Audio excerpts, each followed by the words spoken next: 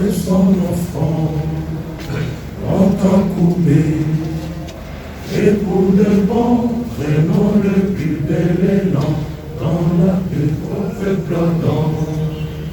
Dans le labeur, nous bâtirons un pays plus beau qu'avant, dans la paix citoyenne.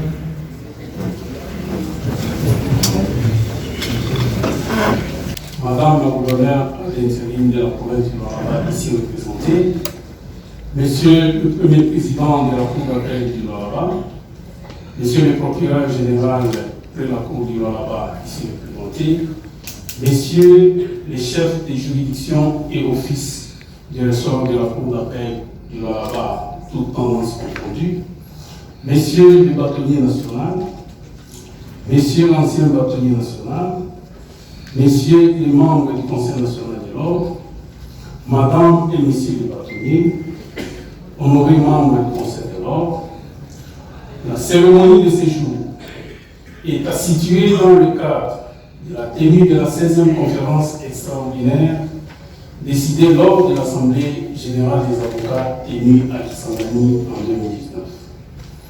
Permettez-moi, avant toute chose, de souhaiter la bienvenue à toutes les délégations représentant tous les barreaux de la République démocratique du Congo.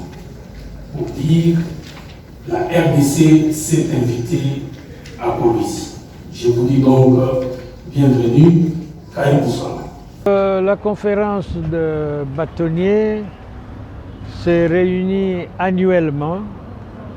Elle regroupe les bâtonniers en exercice, le bâtonnier national et les membres du Conseil national de l'ordre, ainsi que les anciens bâtonniers. Elle traite de quoi? Eh bien, elle donne des avis sur les questions intéressant l'ordre national des avocats.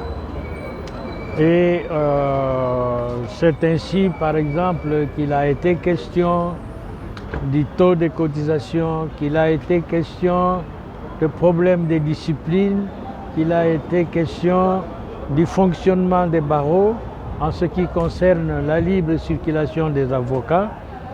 Des avis ont été émis qui permettront certainement au Conseil national de l'ordre de prendre des décisions et au bâtonnier national de donner des instructions, des directives à tous les barreaux. Vous savez aujourd'hui que la justice, telle que la justice dont on parle, elle est manifestement corrompue. C'est-à-dire que les magistrats font n'importe quoi, les avocats eux-mêmes font n'importe quoi, le greffier, les huissiers et tout ça. Et donc nous commençons d'abord par nous-mêmes, les avocats, pour savoir comment nous devons nous comporter dans ce domaine de la justice. Et donc les avis et les recommandations sont nécessaires pour modeler l'avocat.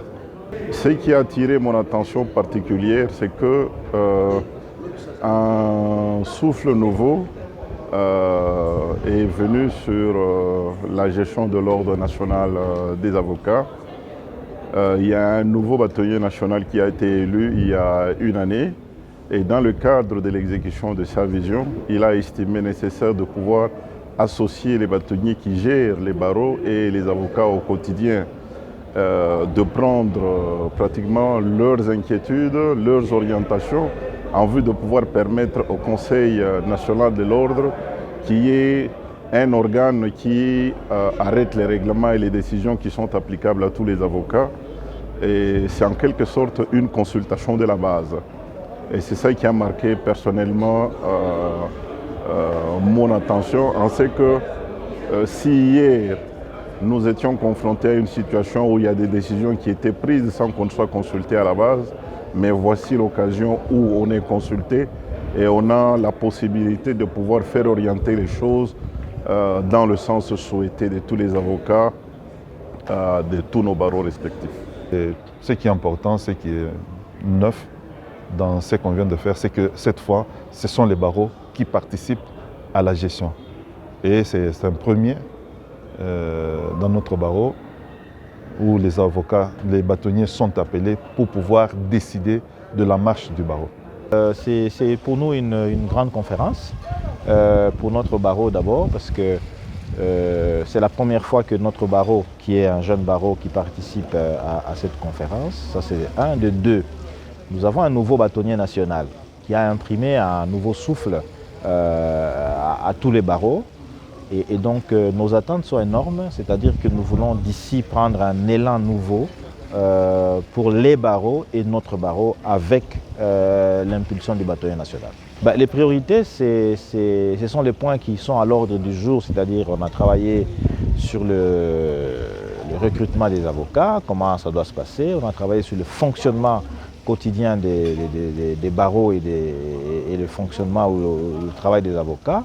Et tout ça, toutes les questions sont prioritaires. Franchement, je dois vous dire qu'on a eu une session extraordinaire, intense, où on a abordé toutes les questions liées à l'exercice de la profession en République démocratique du Congo.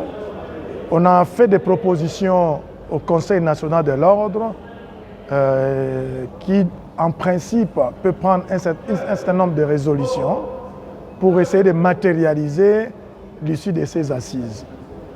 Au-delà de ça, ça a permis à ce que nous, les bâtonniers, nous puissions nous connaître, parce que vous le savez, aujourd'hui, on a 26 cours d'appel, donc on a 26 barreaux.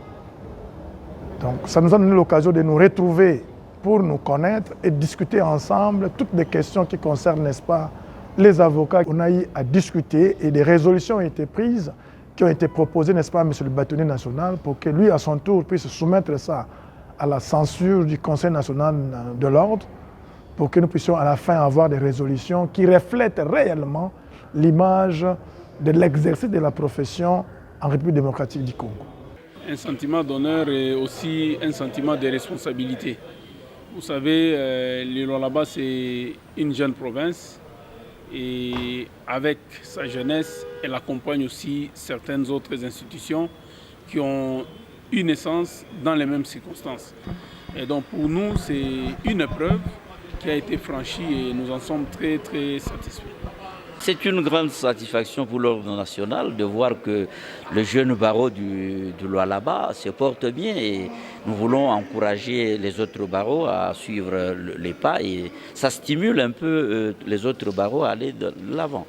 Les résolutions qui ont été prises et les recommandations de la conférence des bâtonniers qui vont être coulées en forme de décisions et qui intéressent le bon fonctionnement des barreaux congolais. Et que donc il y a eu plusieurs recommandations que je ne sais pas vous énumérer en ce moment et qui vont être coulées en forme de règlements, de circulaires, d'instructions et qui seront obligatoires à l'égard de tous les avocats de la République démocratique du Congo. Il y a notamment la discipline dans les différents ressorts de chaque barreau.